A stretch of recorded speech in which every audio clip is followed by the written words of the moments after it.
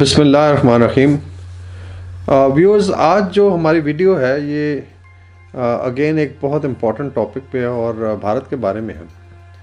और ये video Hindutva Republic के ऊपर है और इस पे शायद हमने डिटेल में पहले बात नहीं की, बट वी कंसिडर कि ये बहुत इम्पोर्टेंट टॉपिक है क्योंकि it affects lives of almost 250 million Muslims in India और बाकी जो माइनॉरिटीज़ हैं, चाहे वो सिख हैं, चाहे वो क्रिश्चियंस हैं, चाहे दलित्स हैं और बाकी जो उनकी आदिवासीज़ हैं। और इसके अलावा इसका जो इम्पेक्ट है वो रीजन पे भी है, बिकॉज मोदी साहब की जो पॉलिसीज़ हैं या आरएसएस की जो पॉलिसीज़ हैं उनका एक डायरेक्ट इम्पेक्ट जा रहा है इस वक्त साउथ एशियन रीजन पे, तो उस पर भी हम थोड़ी बहुत बात करेंगे। मेनली जो पब्लिक मेमोरी होती है वो बड़ी शॉर्ट होती है और उस सिलसिले में पोस्ट ट्रुथ इरा जो है, जो आज का चल रहा है, जिस पे आई थिंक एक अलग वीडियो की ज़रूरत है जो हम करेंगे ताकि इस पर थोड़ी रोशनी डाली जा सके। उसके अंदर और सोशल मीडिया जितनी धूल उड़ाता है, फैक्ट्स को जांचना बड़ा चैलेंजिंग हो चुका, बड़ा मुश्किल हो गया। और इसीलिए ज़रूरत इस बात की है कि बार बार एक चीज़ को रिमाइंड करवाया जाए ताकि जो लोग एक कंसर्टेड और एक अच्छा ओपिनियन रखना चाहते हैं या चीज़ों को रिसर्च करना चाहते हैं और उनके पास ऐसा डाटा अवेलेबल जिस पे बेस करके वो आगे फिर आर्गूमेंट बिल्डअप कर सकें। तो अपनी मेमोरीज़ को अपडेट करना ही बड़ा ज़रूरी है। हिंदुत्व रिपब्लिक पे आने से पहले, बिकॉज इसमें जो थोड़ा मैं बता दूं कि बीजेपी ने जो डेट रखी हुई है या ईयर है वो 2023-24 है कि इसके अंदर they want to bring full fledged change और इंडिया को एक हिंदुत्व रिपब्लिक डिक्लेयर किया जाएगा और दे हैव द मेजॉरिटी जिसके अंदर वो लोग ये कर भी सकते हैं। सिर्फ वो अभी वोटर्स को टेस्ट कर रहे हैं ताकि इसके अंदर पता किया जा सके कि कितना रिएक्शन आ सकता है। और मेनली इसके अंदर टारगेट जो है वो मुस्लिम कम्युनिटी ऑफ इंडिया है। इसकी तरफ जाने से पहले हम आज थोड़ी सी बातचीत करेंगे नाजीज़म के बारे में और जो हिटलर का नाजीज़म था या उससे पहले नाजी मूवमेंट चली जर्मनी में, उसमें और आरएसएस आइडियोलॉजी में जो मोदी साहब लेके चल रहे हैं, इसमें सिमिलैरिटीज़ क्या क्या हैं। नाजी पार्टी का अपना एक background, I will not go into that because उसमें काफ़ी सारा टाइम लग जाएगा। लेकिन जो आरएसएस का जो एजेंडा है, अगर उसको आपने एनालाइज करना है तो आपको नरमबर्ग्स लॉज को थोड़ा बहुत देखना पड़ेगा। 1930 की दहाई में ये के स्टार्ट में बेसिकली ये लाए गए जर्मनी में और it was mainly to ostracise Jews, gypsies और कुछ और कम्युनिटीज़ थी जिनको बकौल जर्मन्स के या जो नाजी जर्मन्स थे, I am sorry, they were considered they are from impure blood. जो नाजी डेफिनेशन ऑफ जूज थी वो भी उसके अंदर पूरा उसका एक आर्किटेक्चर डिवाइस किया गया और जूज़ को फिर इन लॉज के तहत, बाकायदा लॉज के तहत ऑस्ट्रेसाइज किया गया, या जिसको कहते हैं सोसाइटी में नुकरे लगाना या उनको आप कहने देश निकाला देना या ऑस्ट्रेसाइज करना। उसके अंदर उनके बिजनेस को टारगेट किया गया, इवन सिविल सर्वेंट्स और जो आम जर्मन्स थे, दे वर टोल्ड कि जी आप जूज़ की शॉप से शॉपिंग नहीं करेंगे और उनको जॉब से इसी तरह निकाला गया। इसी तरह इसकी अगर सिमिलैरिटी देखें इंडिया में तो जो मुस्लिम बिजनेसेस थे मेनली मीट से रिलेटेड, उस पर बहुत ज़्यादा टारगेट किया गया। और जहाँ हिंदी बेल्ट है या काओ बेल्ट है, जिस तरह योगी आदित्यनाथ है वीपी का चीफ मिनिस्टर, उसने काओ स्लॉटर और बीफ स्लॉटर बैन किया, मुस्लिम बुचरीज बंद कर दी गई थी। अभी हालत यह है कि अभी एक वीडियो देख रहा था, इसमें एक एमपीज़ हैं बीजेपी के जो जाके जो चिकन शॉप्स उनको बंद करा रहे थे। चलो ये बंद करके भाग जाओ, जेल चले जाओ, जमानत नहीं होगी किसी कीमत पे। हाँ, अब एक भी दुकान मुर्गे की नतीजा कल से तो यहाँ से और दिल्ली में बेचो जाके, लॉनी में मुर्गा नहीं बिकेगा, दिल्ली में बेचो। लोग निकलते भी नहीं होंगे यहाँ से। अभी आपको बदबू नहीं आती है आप लोगों को? तो ऐसे नहीं चलेगा भाई, बिल्कुल नहीं होगा। आप ये बंद करो और लेके जाओ। कि जी ये जो है हमारी सेंसिटिविटीज़ के ख़िलाफ़ है, तो बिल्कुल वही पैटर्न चल रहा है। इसी तरह जो जर्मन ख़वातीन थी उनको इनकरेज भी किया गया और बाकायदा नरमबर्ग लॉज के तहत ऑर्डर किया गया कि they will not marry use. और अगर आप भारत में देखें तो इस वक्त एक मूवमेंट चल रही है जिसको बेटी बचाओ भी कहते हैं, इसको लव जहाद कहते हैं, कभी इसको घर वापसी कहते हैं। इसके अंदर हिंदू ख़वातीन को, स्पेशली लड़कियों को मोटिवेट किया जा रहा है कि वो आप मुसलमानों से शादी ना करें। और मज़े की बात यह है कि हिंदू ये मेजॉरिटी में and they are afraid of a minority. इस तरह जो स्वास्तिका का सिंबल है जो आपको स्क्रीन पर नज़र आ रहा होगा, ये और जो हिंदुत्व के फ्लैग बेरर्स हैं, ये आरएसएस का एक ही सिंबल है। इसी तरीके से अगर आप इनकी मैस कम्युनिकेशन देखें तो नाजी जर्मनी में गोबल्स का नाम बहुत मशहूर है, जो इनका प्रोपेगेंडा मिनिस्टर था, और उसने मैस कम्युनिकेशन के थ्रू सारा ये जो नाजी आइडियोलॉजी थी उसको प्रोपोगेट किया, और इंटरनली जो है जब यूज़ को स्प्रेस किया गया तो इसके अंदर उसका बहुत बड़ा रोल था। उसके बराबर अगर आप भारत में देखें तो गोदी मीडिया जो बेसिकली आरएसएस के एजेंडे को लेके चल रहे हैं, और मज़े की बात है कि उसके अंदर कॉरपोरेट इंडिया भी शामिल है, यानी उसको फंड करने वाले ये अडानीज, अंबानीज और मिटल्स हैं। और ये लोग basically since most of the corporates are from Gujarat, जो मूडी जो है उसकी अपनी स्टेट है, तो उसके अंदर वो उस मीडिया को फंड करते हैं, और मीडिया फिर जो है वो post truth, classical post truth era को लेके चल रहा है, और उसके अंदर जो डिसेंटिंग वॉइसेस को दबाया जाता है। तो बिल्कुल वो गोबल्स वाला स्टाइल है।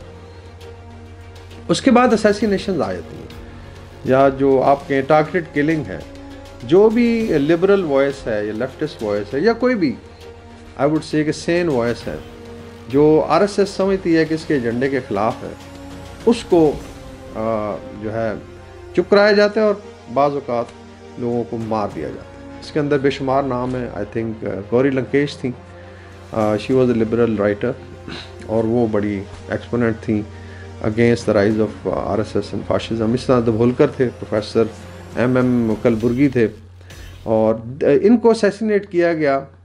आरएसएस के जो सब ब्रांचेज हैं उसके ऊपर मैं एक चार्ट आपको दिखाऊंगा, and I feel that we should know it कि ये कितनी ज़्यादा इसकी जड़ें फैली हुई हैं, इसके अंदर कौन कौन सी ऑर्गेनाइजेशन है, फिर उनकी सब ऑर्गेनाइजेशंस क्या हैं, और वो किस तरह स्टेट से ले के यूनियन से स्टेट, और स्टेट से फिर वो डिस्ट्रिक्ट और विलेज लेवल तक फैली हुई है। तो उसके अंदर एक ऑर्गेनाइजेशन थी अभिनव भारत, और एक और उसकी सिस्टर ऑर्गेनाइजेशन थी सनातन संस्था उसको बोलते हैं। तो ये अगेन आरएसएस की ऑफ शूट है। इनके लोग थे जिन्होंने टारगेट किया गौरी लंकेश को, दभोलकर को और एम कलबुर्गी को, और इसके ऊपर बाकायदा एक वीडियो भी है यूट्यूब पे, वो बड़ी इंटरेस्टिंग है और उसको भी आप देख सकते हैं। और मज़े की बात है जो अलेज किलर्स थे इसके अंदर, उसके अंदर एक कोलैबोरेटर थी, हैं बल्कि, उसका नाम है Sadhvi Pragya Thakur, and she is now sitting MLA member of Lok Sabha. So this is how जो आरएसएस है अपने जो किलर्स हैं उससे उनको रिवॉर्ड करती है। अच्छा, फिर अभी आते हैं आरएसएस सेफनाइज कर रही है साइंस और हिस्ट्री को, और बड़ा एक absurd सा लॉजिक उसमें दिया गया है और सेंस ऑफ सिक्योरिटी दिखाई गई है।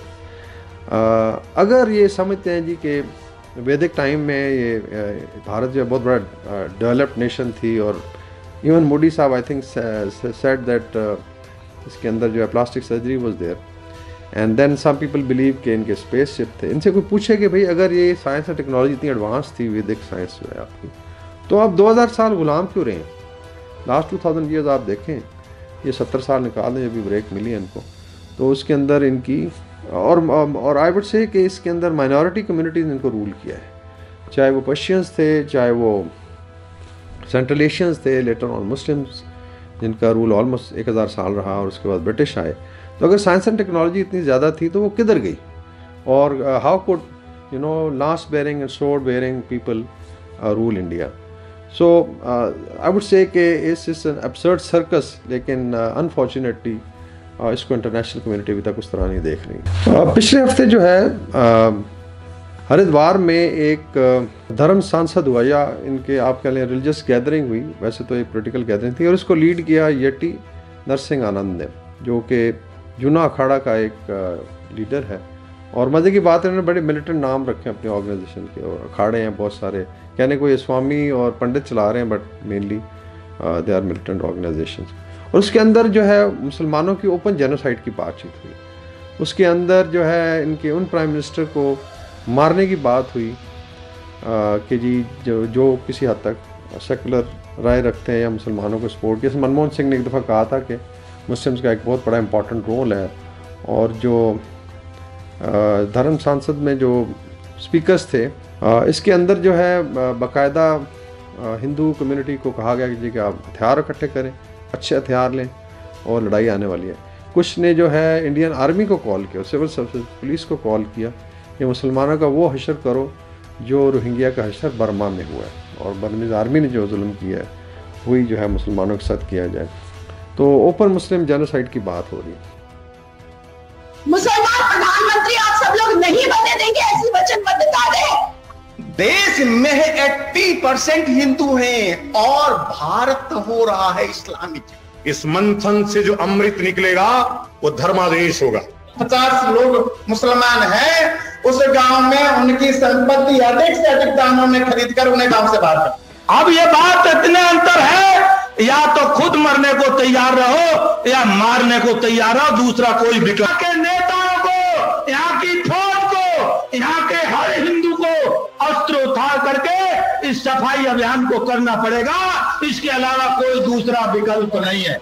लड़ाई में जीतता वो है जिसके हथियार शत्रु से ज्यादा ताकतवर होते हैं। इसी तरीके से कुछ स्पीकर ने कहा जी कि हम क्रिश्चियंस को क्रिसमस नहीं मनाने देंगे, और ये हुआ भी है। अगर देखें इंडिया में बड़े शर्म की बात है यूरोपियन यूनियन और यूएस के लिए, और जितने भी वेस्टर्न मीडिया हाउसेस हैं और इनके लीडर्स हैं, कि किसी ने इसको कंडेम नहीं किया कि यार अभी क्रिसमस को भी रोकने की बातचीत हो रही है इंडिया में। इसके अलावा इकनॉमिक बाइकआउट की बात हुई कि मुसलमानों को जो है बिल्कुल इकनॉमिकली फारग कर दिया जाए, और फिर भगवा कॉन्स्टिट्यूशन का बाकायदा एक जो है मैनिफेस्टो प्रेजेंट किया गया जटी नरसिंह आनंद को। सो इनकी क्लिपिंग जो है आप देखें, और वन गेट सरप्राइज्ड कि इतनी ज़्यादा नफरत है और इतना ओपनली की जा रही है। और मज़े की बात यह कि किसी पब्लिक फिगर ने, चाहे वो प्राइम मिनिस्टर मोदी है, चाहे वो योगी आदित्यनाथ है, या इनका कोई और पॉलिटिकल लीडर है, किसी ने इस चीज़ को ना कंडेम किया, ना अभी तक इनके ऊपर केसेस बनाए। और अगर आप शाहीन बाग देखें जो मूवमेंट हुई थी लास्ट ईयर, उसके अंदर जो है बहुत ज़्यादा अरेस्ट किया गया यंगस्टर्स को और ख़वातीन को भी, कि उन्होंने भारत के ख़िलाफ़ तकरीरें की हैं। तो मुस्लिम्स इन इंडिया का भी एक इशू है कि एक तो आई वुड से कि वो बड़े बिल्डर्ड हैं बिकॉज ऑफ द लीडरशिप, इनको बड़ा डिवाइड रखा हुआ था। और since they had to prove, जिस कायद आज़म ने कहा था कि आप सारी उम्र प्रूव करते रहेंगे कि आप लॉयल हैं हिंदुओं के साथ और भारत के साथ, लेकिन आपकी कोई नहीं सुनेगा।